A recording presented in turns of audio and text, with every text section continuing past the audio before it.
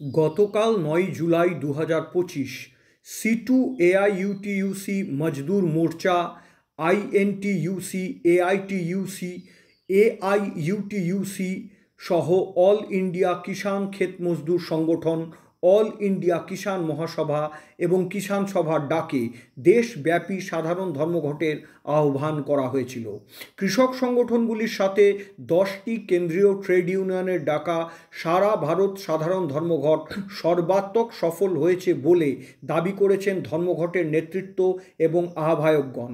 শ্রমিক স্বার্থ বিরোধী 4টি শ্রমকোড বাতিল, সমস্ত বন্ধ কলকারখানা খোলা, সমস্ত বেকারের কাজ, ঔষধের বর্ধিত দাম প্রত্যাহার, নিত্য প্রয়োজনীয় জিনিসের মূল্য বৃদ্ধি রোধ, রাষ্ট্রায়ত্ত সংস্থাগুলির বেসরকারীকরণ বন্ধ করা, কৃষকদের ফসলের লাভজনক সহায়ক মূল্যের দাবি সহ 17 দফা দাবিতে ধর্মঘটের আহ্বান করা হয়েছিল।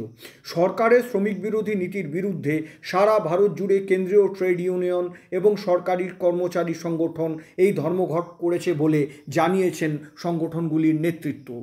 এই ধর্মঘটের সমর্থনে ট্রেড ইউনিয়ন এবং কৃষক সংগঠনগুলি 4টি শ্রমকোড প্রত্যাহার, পুরাতন পেনশন স্কিম পুনঃপ্রবর্তন, সরকারি প্রকল্পগুলির সাথে যুক্ত চুক্তিভিত্তিক কর্মীদের সরকারি কর্মচারীর মর্যাদা দেওয়া, সরকারি কারখানার বিলগ্নীকরণ বন্ধ করা, অবিলম্বে সমস্ত সরকারি শূন্য পদ পূরণ করা, চুক্তিভিত্তিক নিয়োগ বাতিল করা ইত্যাদির স্লোগান দিতে দিতে প্রতিবাদ ও বিক্ষোভ মিছিল শুরু করে। পরে এই সমস্ত মিছিলগুলি সড়কের মোড়, চৌমাথা বা বাস স্টপগুলিতে একটি পথসভায় পরিণত হয়। ধর্মঘটের আহ্বায়ক সংগঠনগুলির নেতারা এই সভাগুলিতে বক্তব্য রাখতে গিয়ে বলেন, এই ধর্মঘট সরকারের শ্রমবিরোধী এবং কর্মী বিরোধী নীতির বিরুদ্ধে করা হচ্ছে। বর্তমান কেন্দ্রীয় সরকার কেবল কয়েকজন পুঁজিপতির স্বার্থ রক্ষার জন্য কাজ করছে। 4টি শ্রমবিধি এনে প্রায় সমস্ত শ্রম আইন বাতিল করা হয়েছে। নতুন শ্রম আইনে 8 ঘন্টার পরিবর্তে 12 ঘন্টা ডিউটি করার কথা বলা হয়েছে। মহিলাদের রাতের ডিউটি করার জন্য আইন করা হয়েছে।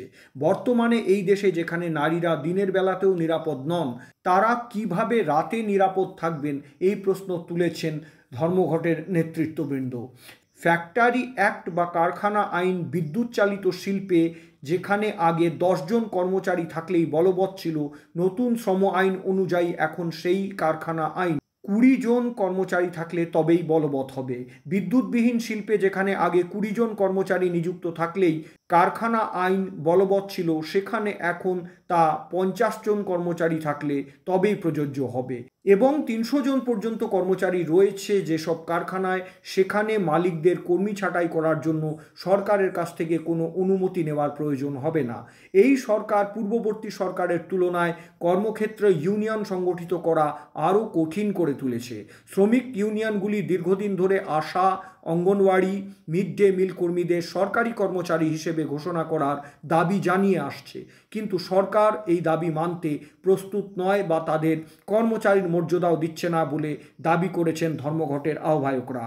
ধর্মঘটের আহ্বায়ক সংগঠনগুলির পক্ষ থেকে সরকারকে সতর্ক করে বলা হয়েছে যে কেন্দ্রীয় সরকার যদি তাদের শ্রমিক বিরোধী নীতিগুলি প্রত্যাহার না করে, তাহলে আগামী দিনে দেশ জুড়ে তারা আরও বড় গণ আন্দোলন গড়ে তুলবেন।